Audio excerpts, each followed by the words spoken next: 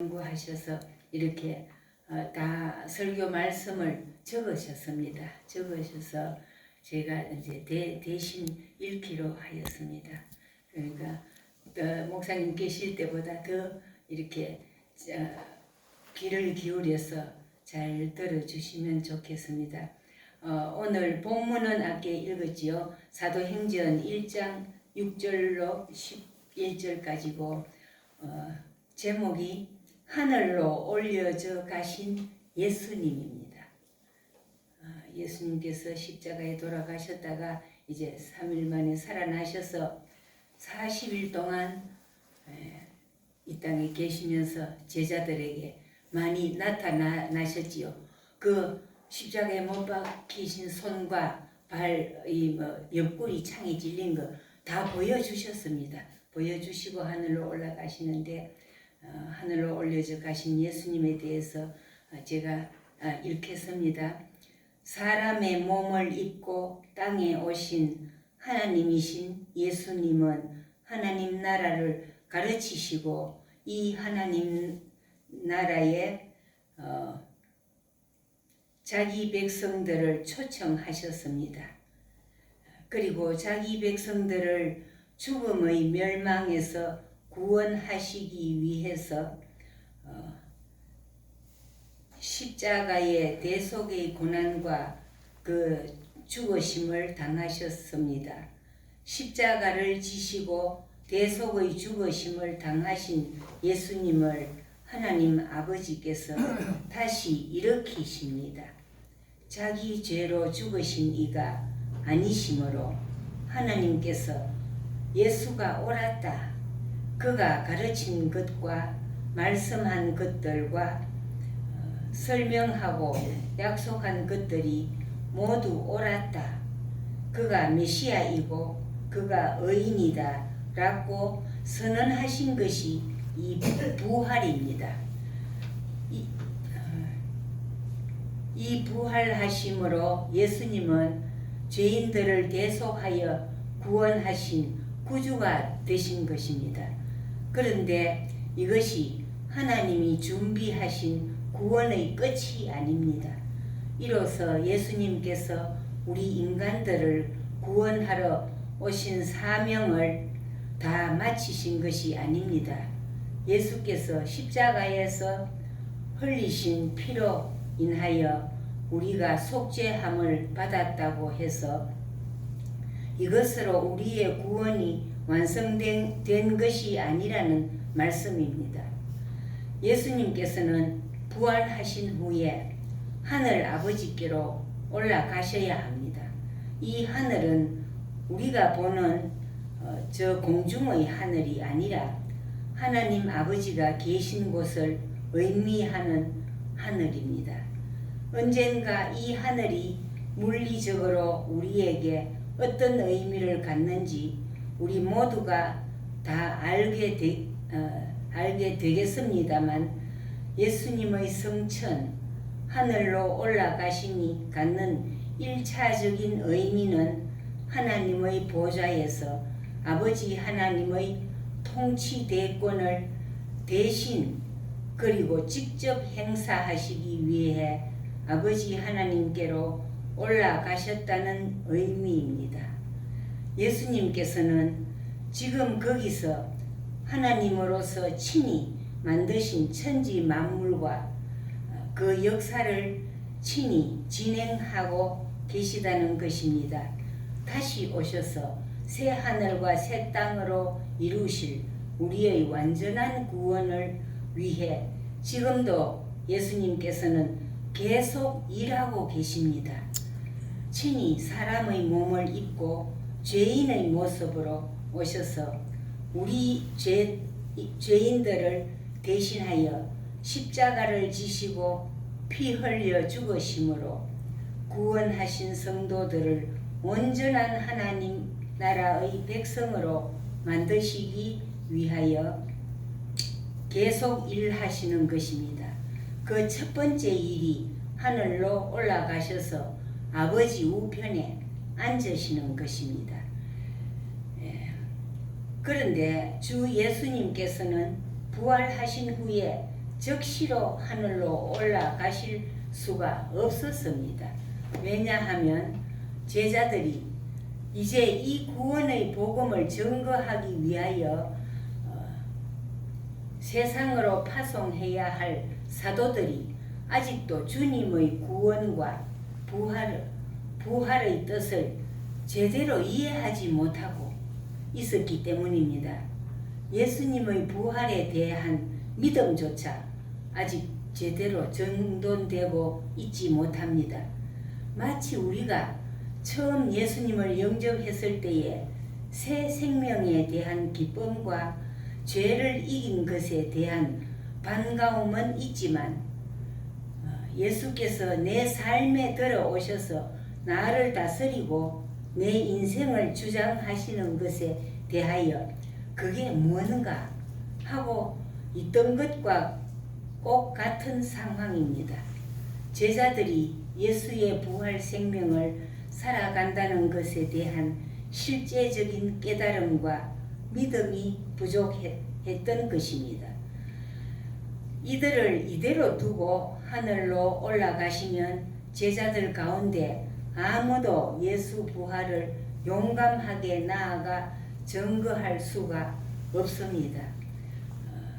이 제자들이 든든한 사도들이 되어 예수 부활을 증거하지 못하면 예수님의 고난당하심과 죽으심과 부활을 전하는 계획은 전부 물거품이 되고 헛일이 되고 말 것입니다. 그러면 당연히 그리스도의 교회도 일어날 수가 없게 되는 것입니다. 그러면 어떻게 되겠습니까?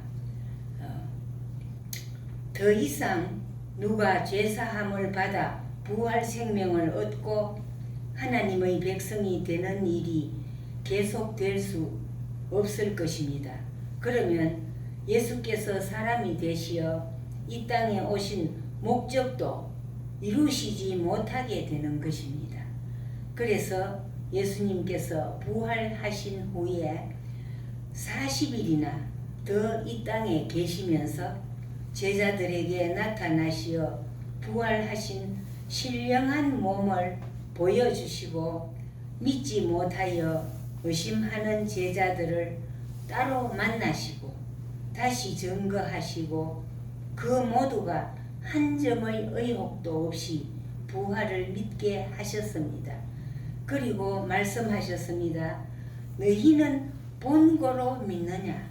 보지 못하고 믿는 자들은 더욱 복되도다. 오늘 읽으신 본문의 3절에 그가 고난받으신 후에 또한 그들에게 확실한 많은 증거로 친히 살아계심을 나타내사 40일 동안 그들에게 보이시며 하나님 나라의 일을 말씀하시니라. 는 말씀에서 우리는 왜 예수님께서 부활하신 후에 40일이나 세상에 더 머무셨는지를 알게 되는 것입니다. 확실한 많은 증거로 친히 살아계심을 나타내사 라는 말씀은 무엇을 의미합니까? 예수님께서 제자들에게 죽음에서 살아나신 것을 보이시며 믿도록 하셔서 그들로 통하여 교회를 세우도록 하셨다는 말씀입니다.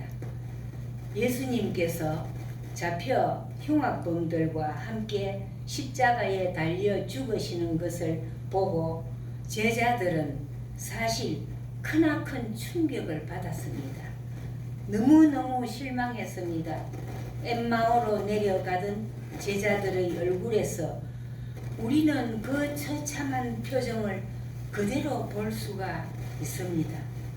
예수님께서 죽어 무덤에 장사되는 것을 보고 그들이 바라던 소망은 완전히 물거품이 되어버렸던 것입니다. 다시 살아나신 예수님께서 제자들에게 찾아오셨지만 이제는 더 이상 오래 함께 계시지 않고 바로 떠나버리십니다. 제자들은 부활하신 예수님을 잠시 눈으로 보았습니다. 손으로 만져도 보았고 음식을 함께 먹기도 했습니다. 그러나 몇 주간 전의 그 예수님, 지난달의 그 주님과는 완전히 다르십니다. 함께 계셔 주시지를 않습니다. 그래서 제자들 가운데 리더격인 베드로조차도 나는 물고기 잡으러 가노라고 말했습니다.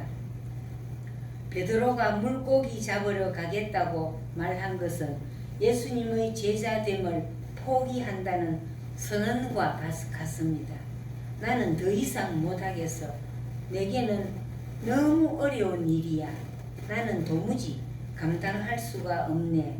다른 제자들도 전혀 망설이지 않습니다. 우리도 가겠노라 고 하며 베드로와 함께 물고기를 잡으러 따라 나섰습니다.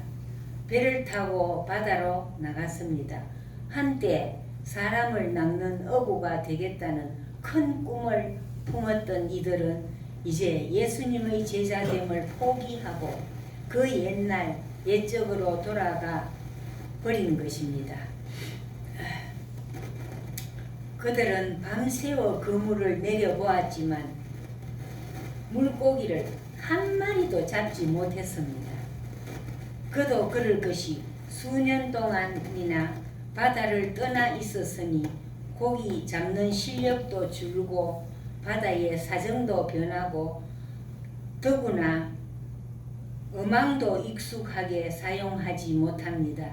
아직 미처 다 정비되지도 못했을 것입니다. 며칠 더 계기다 보면 좀 나아지겠지.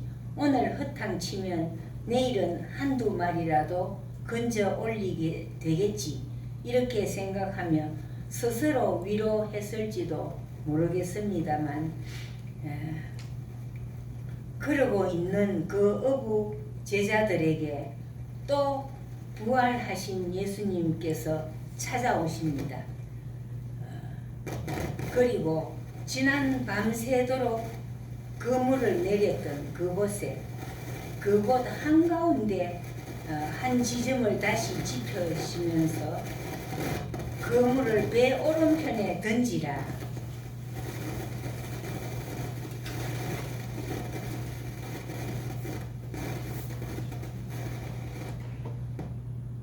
그물을 배 오른편에 던지라 말씀하십니다. 그 말씀에 따라 그물을 내렸더니 거기 그물이 찢어질 만큼 고기들이 잡혔습니다. 숨이 덜컥 막힙니다. 3년 전에 예수님을 바로 이 자리에서 처음 만나던 그날이 생각나지 않을 수가 없었습니다. 아, 어떡하나. 주님이시네. 주님이 여기까지 찾아오셨네. 예수님이야. 주님이 또 찾아오셨어. 그리고 베드로에게 네가 나를 사랑하느냐 라고 3번 물으시면서 내 양을 먹이라, 내 양을 치라고 하시며 제자된 자의 사명, 사도로서의 임무를 다시 맡겨 주셨습니다. 이 말씀은 요한복음 21장 1절로 18절에 있는 말씀입니다. 그리고 나서 예수님께서 제자들에게 말씀하십니다. 예루살렘을 떠나지 말고 아버지께서 약속하신 성령을 기다리라.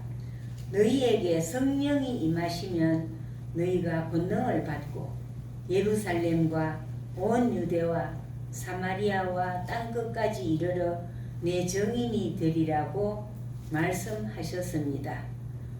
사도행전 1장 4절 8절에 있습니다. 이들이 능히 증인이 되고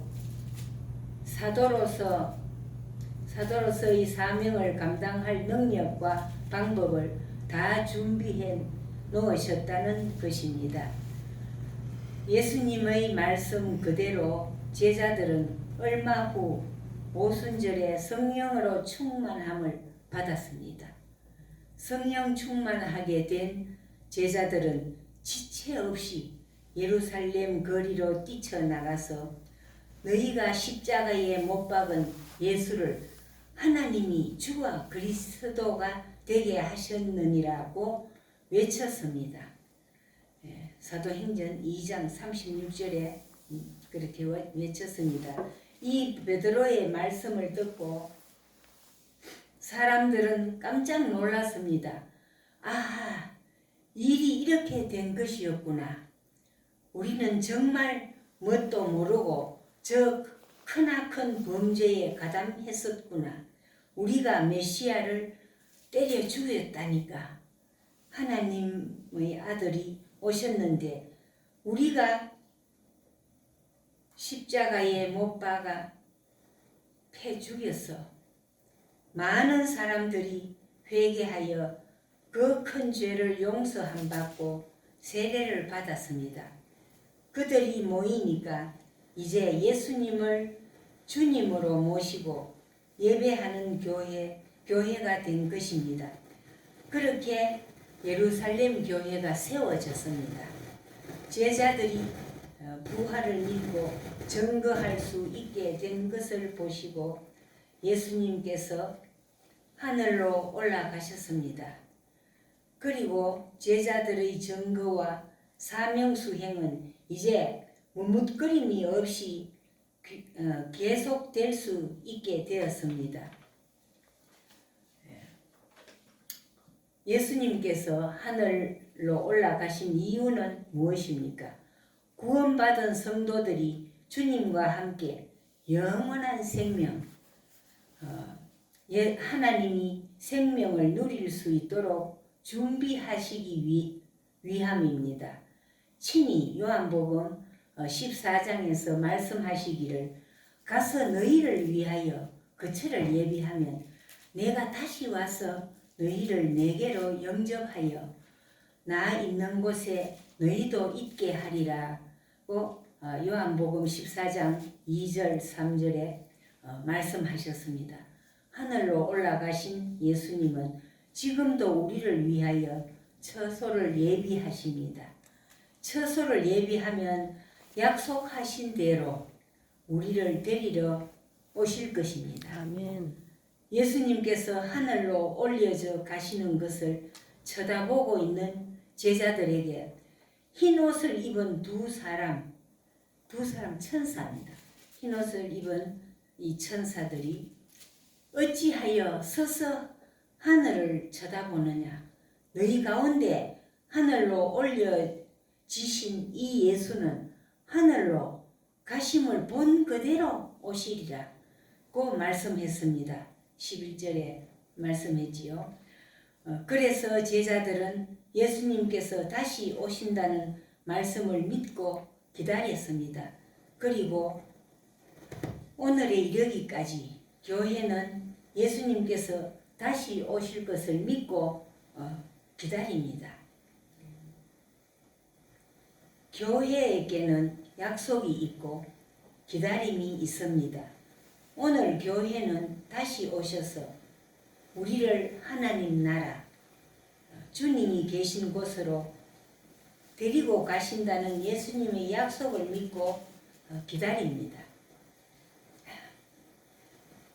이것은 우리 신앙의 핵심입니다. 기독교 외에 어떤 종교에도 이런 약속, 이런 기다림은 없습니다. 우리를 데리러 다시 오신다는 말씀은 우리 주님의 변하지 않는 약속입니다. 우리는 이 하나님의 약속을 믿고 기다립니다. 교회에는 죄사함을 받게 하는 회개와 하나님의 생명을 누리게 되는 구원과 천국에서 영원히 주님을 모시고 기쁨과 영광을 누리는 영생이 있습니다. 오늘 여기서 시작되고 또 지금 이곳에서 누리는 하나님 나라의 생명을 우리는 주님께서 약속하신 대로 다시 오실 때에 주님처럼 신령한 몸으로 부활하여 우리가 영원토록 주와 함께 누리게 될 것입니다. 아멘. 하늘로 올려져 가신 예수님께서 다시 오셔서 우리를 데려가신다고 말씀하신 그대로입니다. 예수님께서 큰 나팔 소리와 함께 친히 보내신 천사들이 택하신 자들을 한 사람도 빠짐없이 다 하늘로 데리고 가실 것입니다. 이는 마태복음 24장 31절에 있는 말씀입니다. 예수님께서 대신 피 흘려 죽으심으로 죄를 대속하신 자들 그리고 그들을 온전케 하시려고 부활하신 것을 믿는 모든 자들을 다 데리고 가실 것입니다. 예수님께서 우리를 데리러 오시는 그날이 언제인가? 그것은 하나님 아버지께서만 아시는 절대적인 비밀입니다. 그런데 그날을 안다고 하고 미리 가르쳐 주겠다고 하는 자들은 다 거짓말이며 속이는 이단들입니다. 다음에는 우리가 어떻게 성천하여 주님과 함께 하게 되는 것인지를 주의 말씀을 통하여 알아보겠습니다. 이제 기도하십시다. 거룩하신 하나님 아버지 감사합니다. 예수님께서 우리 죄를 위하여서 이 땅에 오시고 33년 동안 계시면서 그의 하시는 일을 다 보여주시며 마지막 3년 동안에는 제자들을 부르시고 하늘의 그 귀한 생명의 말씀과 복음을 다 남김없이 가르쳐 주시고 또한 병자들을 고치시며 자기의 모든 것을 다 제자들을 통하여서 알려주시고 마지막에는 죄 없는 예수님이 우리를 대신해서 십자가에 돌아가셨습니다. 돌아가셨을 뿐 아니라 3일 만에 다시 살아나셨습니다. 이는 하나님이시고 그 영원한 죽음에 계실 수 없어서 우리의 참된 하나님이시고 우리의 구세주이기 때문에 다시 살아나셔서 영원한 하늘로 올라가셔서 지금 하나님 우편에서 지금도 우리들을 위하여 기도하고 계신 줄로 믿습니다. 또한 장차 다시 오셔서 우리가 있을 처소를 예비하고 다시 오실 것을 우리가 믿습니다. 아버지여 함께하여 주옵시고 이 모든 말씀을 우리가 하나도 빠짐없이 그대로 믿게 하여 주옵시며 하나님 말씀에 순종하는 우리들이 되게 도와주시옵소서. 아버지여 오늘 오후 시간에도 주님께서 함께하여 주시며 우리가 이날을 온전히 아버지께 예배드리며 감사와 기쁨으로 살아갈 수 있게 도와주시옵소서. 우리의 앞길을 우리는 알지 못하지만은 주님께서 곧 다시 오시며 우리가 비록 이 세상을 떠나 주님 품으로 가는 것도 우리가 기쁨으로 맞이할 수 있는 놀라운 은혜를 다하여 주옵소서. 병원에 계신 목사님 지켜주시며 속히 나아서 이 자리에 서서 하나님께 영광 돌릴 수 있는 놀라운 은혜를 더하여 주시옵소서. 이 땅에 있는 모든 교회들이 이 말씀을 믿으며 온전히 아버지께 영광 돌리게 하여 주시옵소서. 또한 요양원에 계신 우리 성도들도 지켜주시며 우리가 기도하고 있는 이 고을에 있는 모든 사람들도 주님께로 돌아올 수 있는 놀라운 은혜를 다하여 주시옵소서. 원근 각지에 흩어져 있는 우리의 자녀들도 지켜주시며 이 귀한 말씀을 믿고 깨달아 알며 영원한 천국에 들어갈 수 있는 복을 내려 주시옵소서. 우리 주 예수 그리스도의 존귀하신 이름으로 감사 기도드리옵나이다. 아멘.